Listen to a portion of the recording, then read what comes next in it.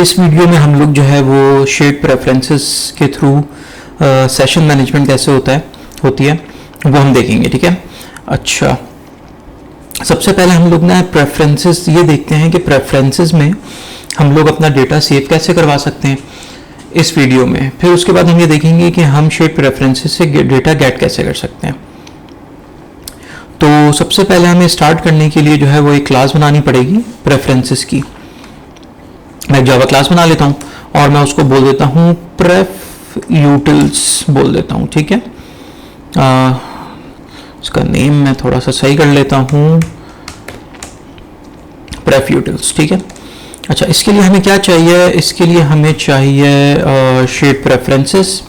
अच्छा, shade preferences के लिए आपको कोई थर्ड पार्टी एसडीके या लाइब्रेरी इंक्लूड करवाने की ज़रूरत नहीं है, ये हमें एंड्रॉयड के पैकेज में मिल जाती है। ठीक है, जो हमारे पास एंड्रॉयड का एसडीके है, जावा एसडीके, उसके अंदर शेड प्रेफरेंसेस हमें मिलता है। तो इसको मैंने शेड प्रेफरेंसेस कह दिया।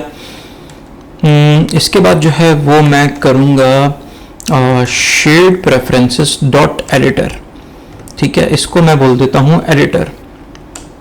और उसके बाद मुझे चाहिए एक इंस्टेंस जिसको मैं बोल देता हूँ प्रेफ यूटिल्स का इंस्टेंस। ठीक है, मुझे इंस्टेंस भी बनाना होता है। और सबसे ऊपर मैं इसको ये बोल देता हूँ, मुझे एक नेम भी चाहिए होता है, प्राइवेट स्टैटिक फाइनल नेम रखता हूँ क्योंकि बार बार चेंज नहीं होगा। तो मैं यहाँ पे दे देता हूँ प्रेफ नेम। ठीक है, और इसको मैं बोल देता हूँ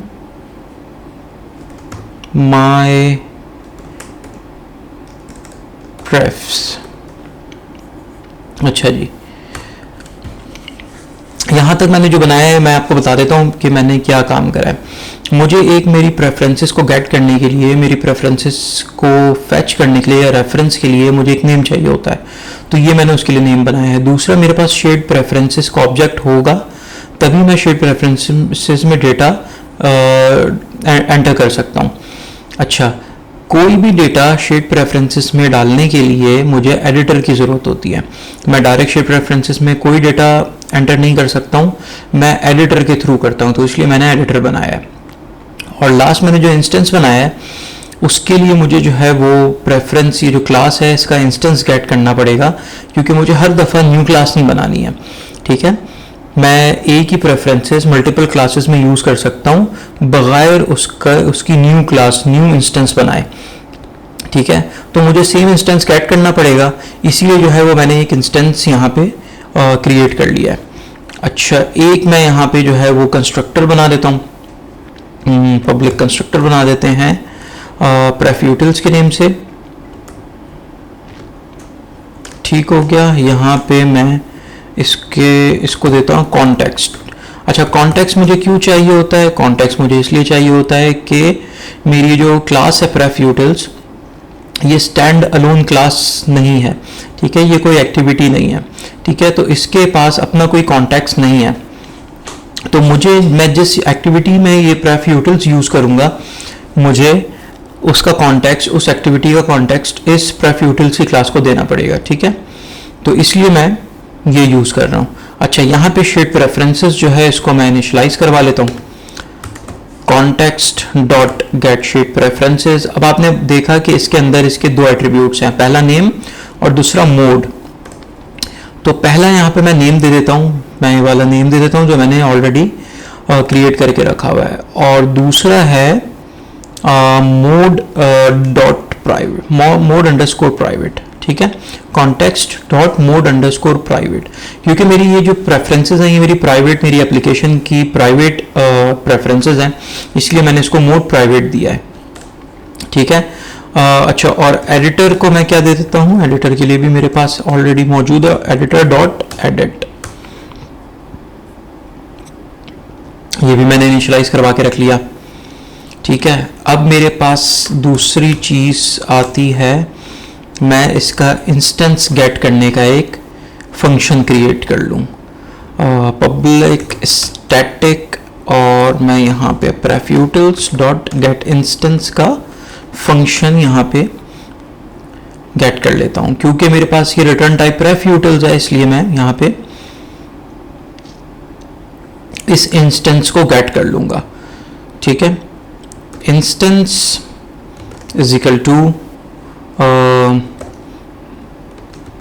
न्यू डॉट रेफ यूटिल्स, और मैं यहाँ पे कॉन्टेक्स्ट क्योंकि मुझे चाहिए तो मैं यहाँ से कॉन्टेक्स्ट कॉपी करके इधर लिख लेता हूँ और ये कॉन्टेक्स्ट मैं इधर यूज़ कर लेता हूँ। अच्छा, ये इंस्टेंस क्यों नहीं आ रहा मेरे पास? इंस्टेंस ये क्या कह रहा है हम लोग देख लेते हैं। Non static field instance can not be referenced from a static constant. तो मुझे इसको भी स्टैटिक बनाना पड़ेगा इंस्टेंस को। ठीक है, प्राइवेट स्टैटिक। अब मैं ये यहाँ पे रेफर कर सकता हूँ, लेकिन मुझे इससे पहले एक कंडीशन भी लगानी है इफ की, कि भाई अगर इंस्टेंस नल है तो आप नया बनाओ, वरना सेम यूज करते रहो। ठीक है, if instance is equal to null तो आप न्यू इंस्टेंस बनाओ, वरना सेम इंस्टेंस हर क्लास में यूज होता रहेगा। तो जब हम फर्स्ट टाइम आएंगे तो हमें इंस्टेंस नल मिलेगा, तो एक न्यू ऑब्जेक्ट क्रिएट हो जाएगा इस क्लास का, और सेकंड टाइम और उससे ऑनवर्ड्स जो है वो हम हमेशा ये चेक करेंगे, और हमेशा जो है वो हमें सेकंड टाइम एंड ऑनवर्ड्स हमें क्या मिलेगा? सेम इंस्टेंस मिलता रहेगा, न्यू इंस्टेंस नहीं मिलेगा। तो यहाँ पे हमने एक कंस्ट्रक्टर और एक इंस्टेंस बना के रख लिया। अब हम एक पब्लिक फंक्शन बनाते हैं, बूलियन रिटर्न करवा देता हूँ। ठीक है, सेट यूजर के नेम से, सेट यूजर, और इसमें मुझे क्या मिलेगा? इसमें मेरा एट्रीब्यूट क्या होगा? इसमें मेरा वही मॉडल होगा जो मैंने आपको लास्ट वीडियो में बताया है कि हमने जो मॉडल क्रिएट किया था यूजर क्लास का, यूजर मॉडल। ठीक है, यूजर, और इसको मैंने यूजर दे दिया। अब मेरा ये जो फंक्शन है ये कोई बूलियन रिटर्न कर रहा होगा। ठीक है, और इसमें एट्रीब्यूट क्या जाएगा? इसमें एट्रीब्यूट जाएगा यूजर मॉडल। ठीक है, यहाँ पे अब मैं अपनी लॉजिक लिख लेता हूँ। अच्छा, हमें पता है, मैं यहाँ पे दोबारा दिखा देता हूँ, एडिटर डॉट पुट। देखें, अब यहाँ पे पुट के कुछ फंक्शंस हैं, put string, put Boolean, put float, int, long, put set string. ठीक है, यहाँ पे आपको कोई मॉडल नज़र नहीं आ रहा होगा, तो मैं अपना मॉडल किस तरीके से प्रेफरेंसेस के अंदर रख सकता हूँ? तो उसका आंसर ये है कि मैं स्ट्रिंग में रखूँगा। मुझे क्या करना पड़ेगा कि मेरी जो मॉडल है, मैं अपने मॉडल को स्ट्रिंग में कन्वर्ट करूँगा, और उस स्ट्रिंग को कहाँ पुट कर दूंगा? एडिटर के अंदर, शेप प्रेफरेंसेस में। ठीक है, तो उसके लिए मुझे कोई फंक्शन, कोई तरीका चाहिए, कोई मेथड चाहिए जिससे मैं अपने मॉडल को अपने किस में कन्वर्ट कर सकूं? मॉडल को स्ट्रिंग में कन्वर्ट कर सकूं। ठीक है, तो यहाँ पे मैं आता हूँ और मैं यहाँ पे लिखता हूँ, एक मेरे पास है, मतलब लाइब्रेरी है, थर्ड पार्टी लाइब्रेरी है JSON के नाम से, Java serialization and deserialization library. मैं क्या करूँगा? मैं इसकी इम्प्लीमेंटेशन को कॉपी करूँगा और अपने पास जाके यहाँ पे पेस्ट कर दूँगा JSON को। ठीक है, सिंक कर लेते हैं ग्रेडल को, यहाँ पे सिंक हो जाए तो फिर हम लोग यहाँ पे इसको यूज़ भी मैं आपको करके दिखा देता हूँ। ठीक है, सिंक हो गया। यहाँ पे एक JSON क्लास का जो है वो मैं ऑब्जेक्ट क्रिएट कर रहा हूँ, उसको क्या बोल रहा हूँ? JSON is equal to new object create हो गया। ठीक है, अब मैं क्या काम करूँगा? अब मैं एक स्ट्रिंग रखूँगा यहाँ पे और उसको बोल देता हूँ यूज़र स्ट्रिंग। अब मैं क्या करूँगा? JSON dot to JSON। ठीक है, ये इसका फंक्शन है, मैं इसको मॉडल दूंगा, ये इसको JSON को जो है वो स्ट्रिंग में कन्वर्ट कर देगा, और ये स्ट्रिंग मैं यहाँ कहाँ पे दे दूंगा? पुट स्ट्रिंग में दे दूंगा। अच्छा, इसके दो एट्रीब्यूट्स होते हैं। फर्स्ट एट्रीब्यूट होता है नेम। ऑब्वियसली हम लोग क्या करेंगे? हम लोग जब ये स्ट्रिंग गेट करेंगे तो ये किसी ना किसी नेम के थ्रू करेंगे, और सेकेंड एट्रीब्यूट इसका होगा जो इसकी स्ट्रिंग है, जो कि मेरा मॉडल से स्ट्रिंग में कन्वर्ट हुआ है। इसको मैं नेम दे देता हूँ यूज़र, ठीक है। और लास्ट में मैं हम लोग क्या करेंगे, एडिटर डॉट अप्लाई।